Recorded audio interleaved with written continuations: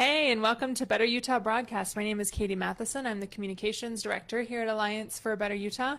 And today we have Jessica Reimer here with Heal Utah. Welcome. Thank you. Yeah. Speaking to the mic. Weird. Yeah, the mic thing is weird.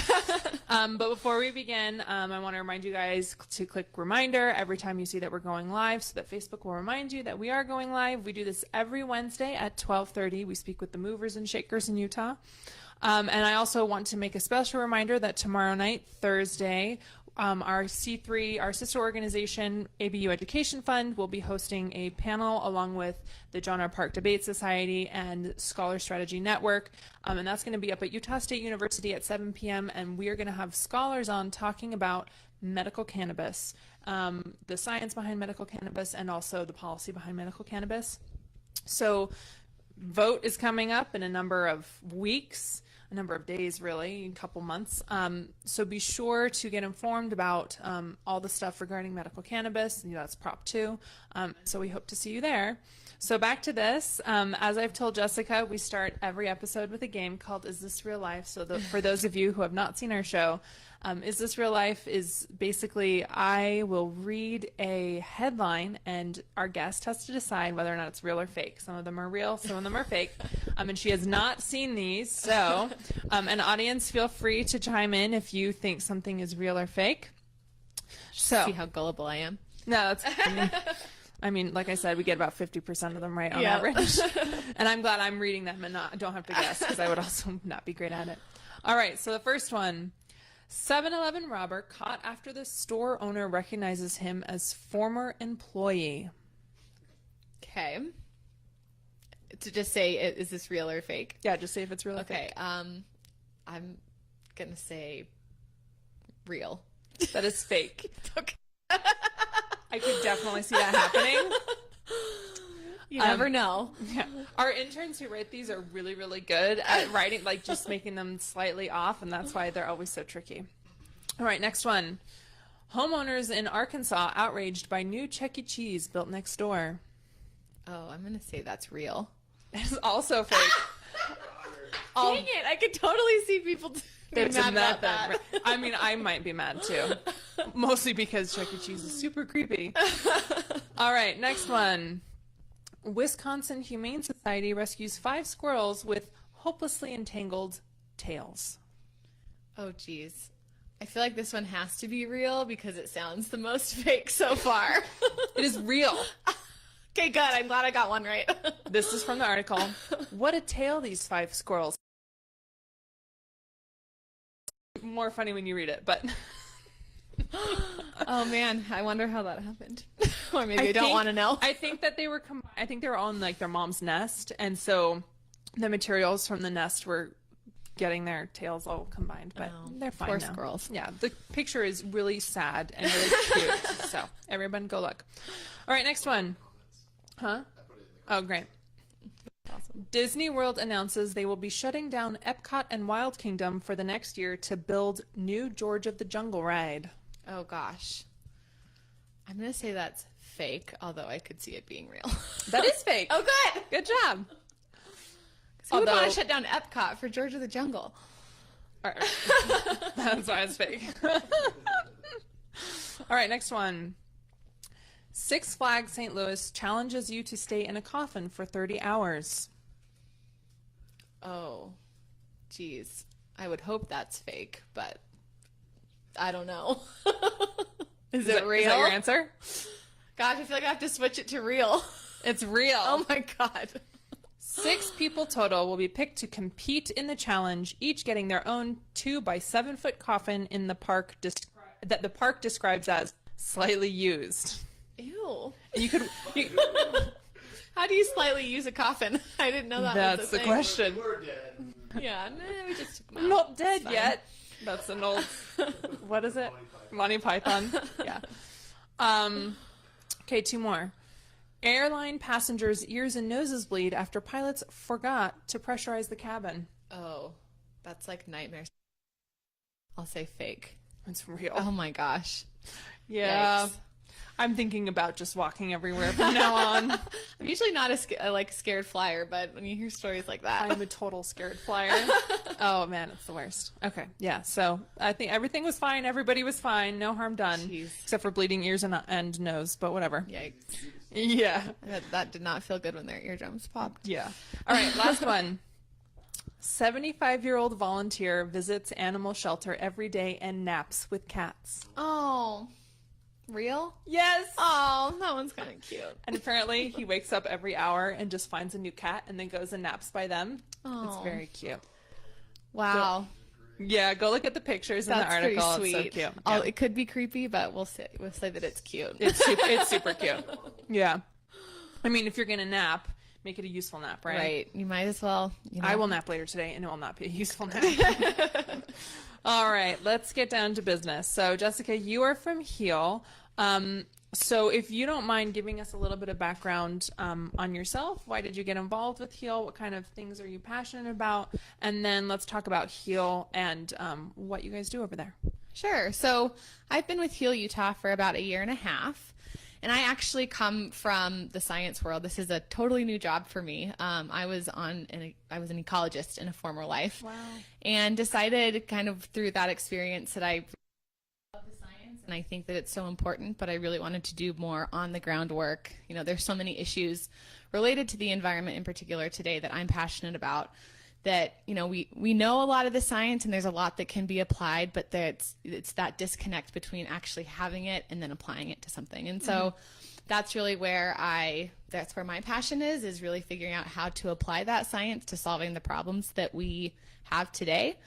And at the time I was up in Oregon. My husband and I were living in Portland, and but I grew up here in Utah, and his family is also here, and we decided we wanted to get back to Utah. And so when I was looking for jobs, this job at HEAL came up, which as an advocacy organization was a bit of a stretch for me. It was kind of a leap of faith and just jumped into it, but it's turned out to be a great position. And I've been learning so much about policy and how to apply science to policy and actually how to figure out really do some on the ground work to make that change. Great. So I assume all of our viewers have heard about HEAL, but for those who haven't, you guys promote clean air and renewable energy.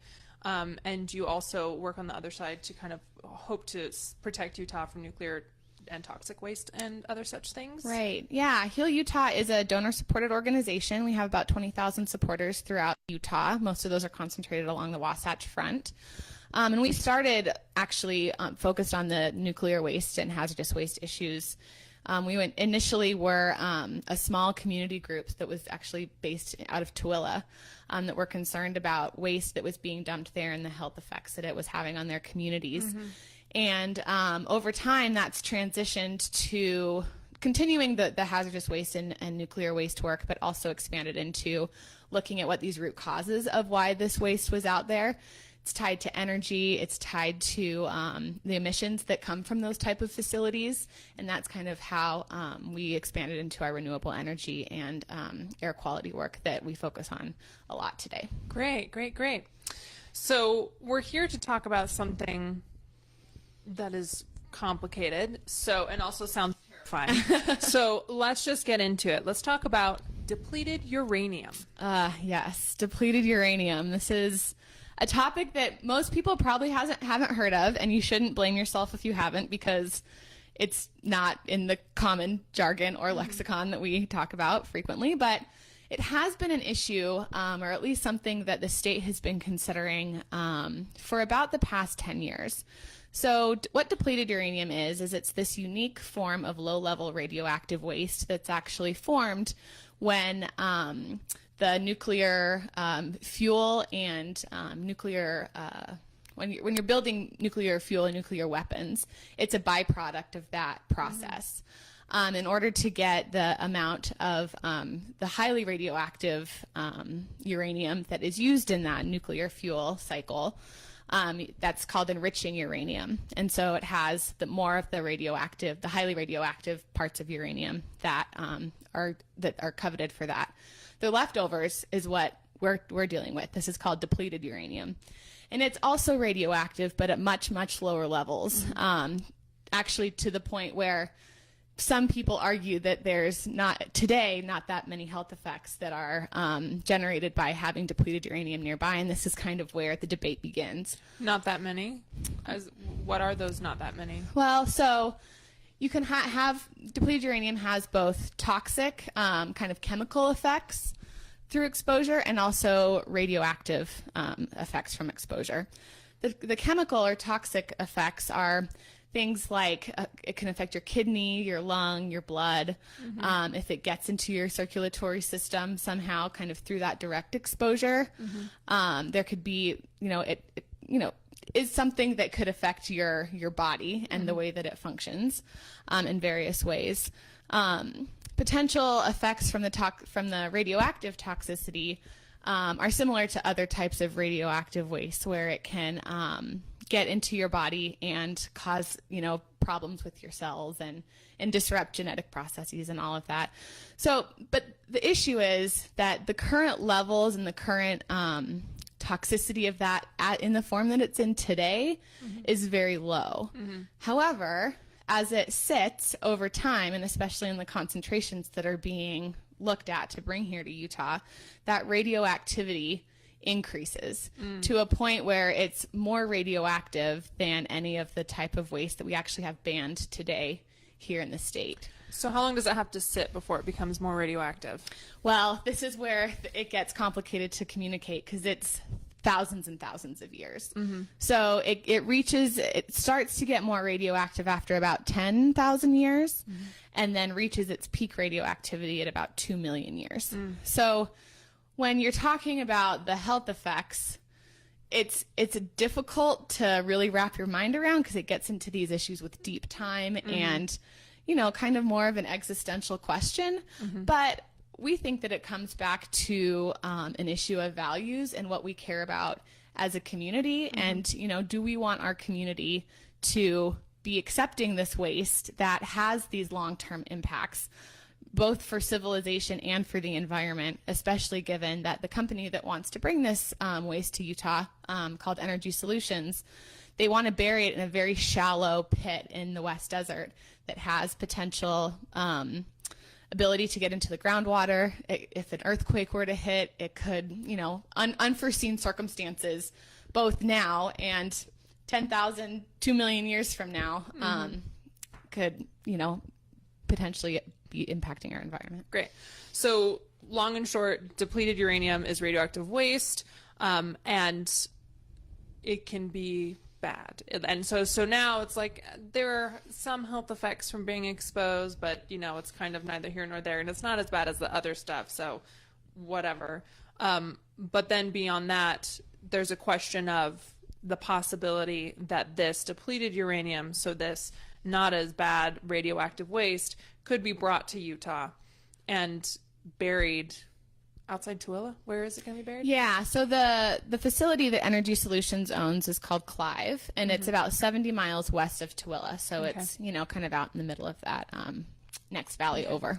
So do we already bury any radioactive waste? What is the status of Utah on radioactive waste? And is this, how different is this? Yeah, so Utah has, a little bit of a history with radioactivity and just nuclear weapons in general. There used to be nuclear weapons testing out in the West Desert, which led to, I don't know if you've heard the term downwinders, but they're people that were affected by that testing that were physically downwind from that and have experienced cancers and other health effects over the course of their lifetime that they attribute to that exposure.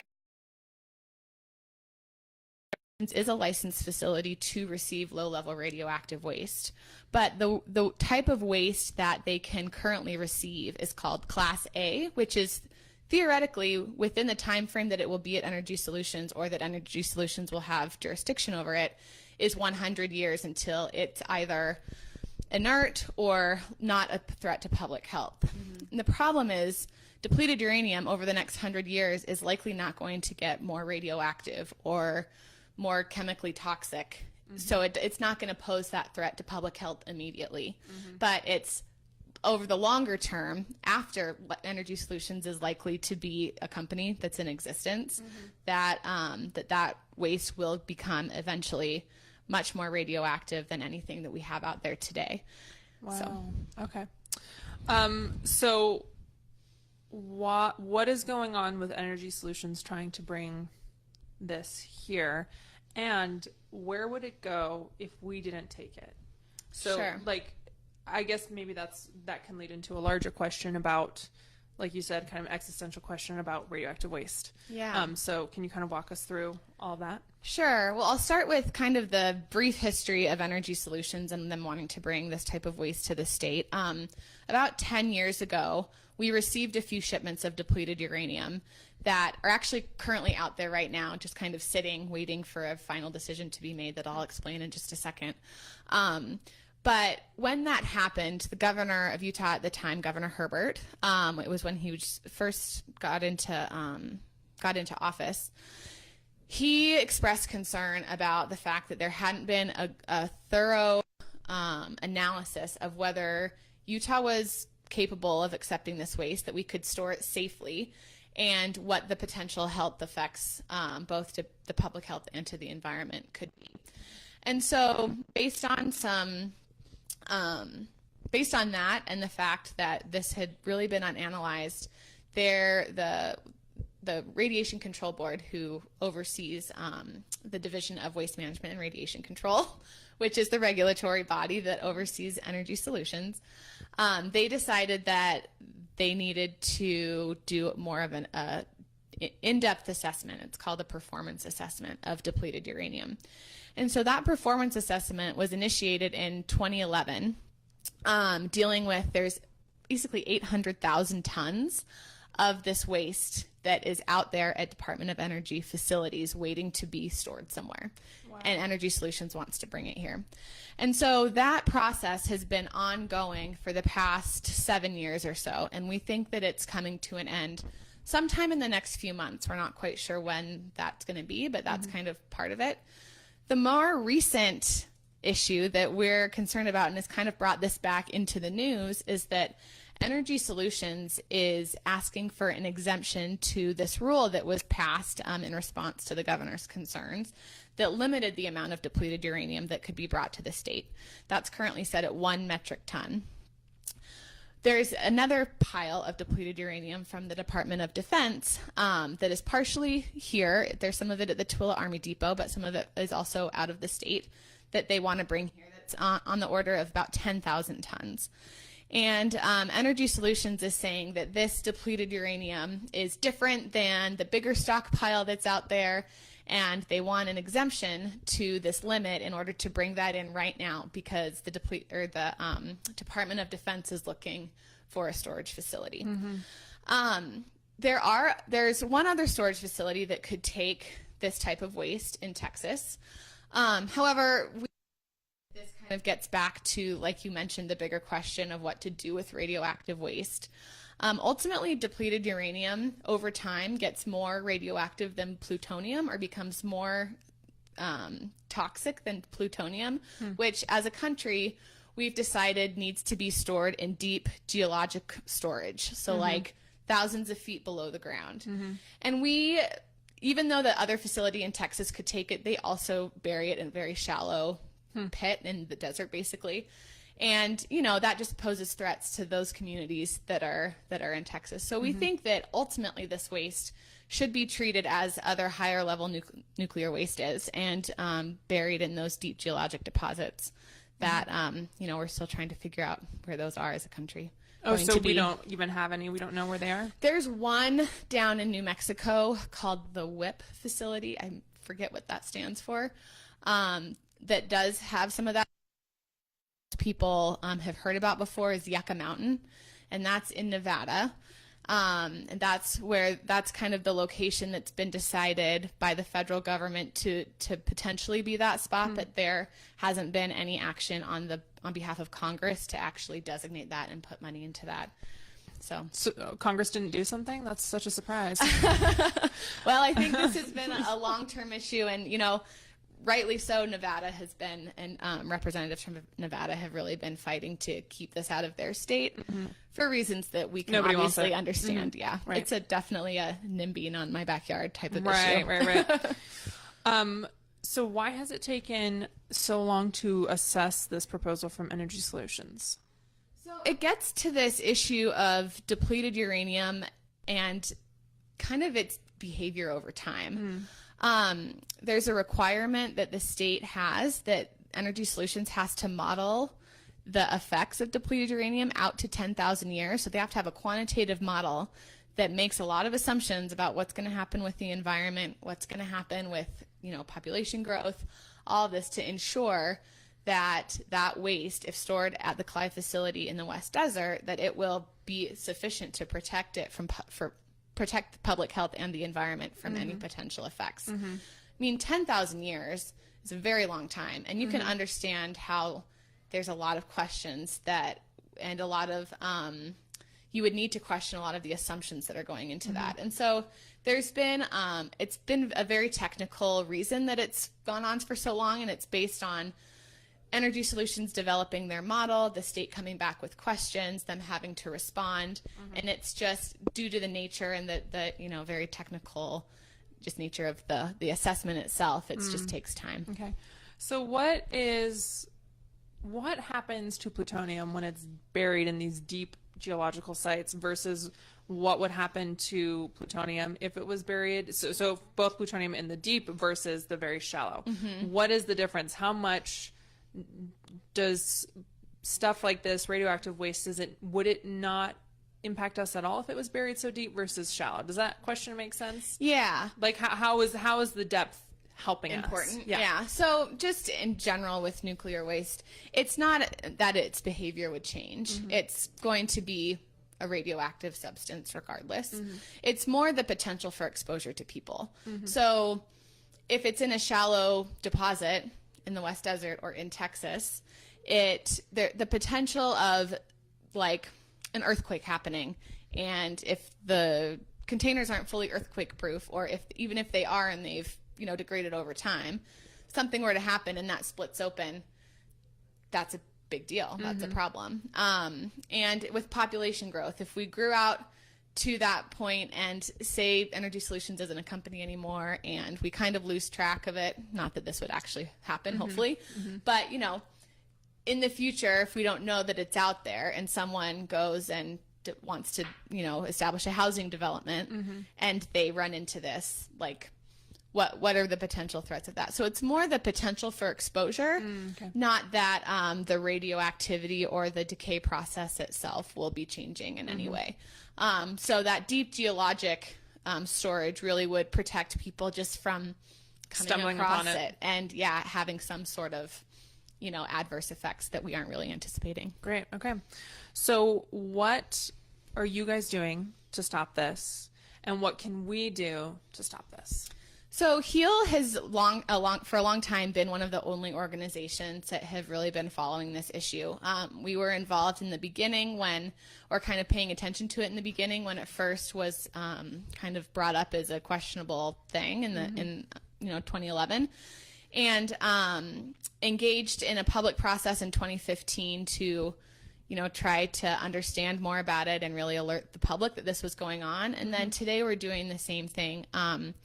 Like I mentioned, the Division of Waste Management and Radiation Control has jurisdiction over the regulatory piece of this for Energy Solutions. So there are regulations in place to protect public health and the environment because of the concern of this type of waste. And so we are right now doing the research, trying to understand what the options are, and trying to communicate this to the public in a way that makes it something that people can understand, and also makes them realize that it's something that could be affecting all Utahns for the future. And so we're doing that communication, where we recently presented to the Waste Management Radiation Control Board last week about our concerns regarding depleted uranium. And then we're also trying to generate public support for asking the division to not allow this exemption that's currently on the table to the rule, because we think that that larger assessment process really deserves to be played out. Right. So there's an open comment period happening right now, right? When does it close? So it closes October 9th. Okay, so it's coming up. Yeah, in the next couple weeks. But we do have an action alert on our website at healutah.org that is set up, has some of the background of depleted uranium. We also have a few blog posts that lay this out in a much easier to understand way. I understood them. Yeah. It helped me, so go check them out. Yeah. And, you know, gives people just a little bit of a reference and background for the issue. And then, yeah, feel free to use our action alert to send a message to the division and let them know how you feel about accepting this waste. And if you think that Energy Solutions should be granted this exemption, we're concerned that just as a company in general, they tend to ask for these exemptions as they make sense for their business and their profit margin. And we just are concerned that, you know, that really shouldn't be the standard. That shouldn't be the precedent being set for a company who inherently their business is a potential threat to public health and the environment if they don't follow those regulations and don't operate in a way that's, you know, beneficial for that. Right. So if you are concerned about radioactive waste being buried outside of Tooele, you know, do that action alert, you know, start talking to people, start telling people about it. And if people want to get a hold of HEAL and engage with you guys on this or other topics, how do they do that? Yeah, so Todd.org, we have all of our contact information is there. My email is easy. It's jessica@healutah.org if you want to get a hold of me or ask any questions. We've been doing more public outreach on this. We've been going to farmers markets, and all summer long, if you've seen us out at any of those events, we have a postcard that is actually, we'll eventually send to the governor when it comes the right time, when this final decision is being made on whether to accept all of this waste to the state, that we're asking him to reject that and say, you know, we care about the public health in our communities and that this is not in line with our values. And so we have that going on. We'd love to have you come fill out a postcard. I'm not sure. We've got probably a couple more tabling events for this year. But unfortunately, I can't tell you where those are because I'm not quite sure. Okay. But you'll definitely, if you go to healutah.org, you'll be able to find out information. And you can contact me. You can contact Noah, who's our grassroots coordinator, who does a lot of this outreach. And we can get you the resources that you need. Great, great. Well, thank you, Jessica, for joining us again. And thank you, Heal Utah. Any last words? No, just thank you all for your engagement and all of the work that ABU does. It's really important. Yeah, thank you. And for having us on today. Yeah, totally. So as a reminder, you're obviously on our Facebook page, but you can also find us on Instagram and Twitter at Better Utah.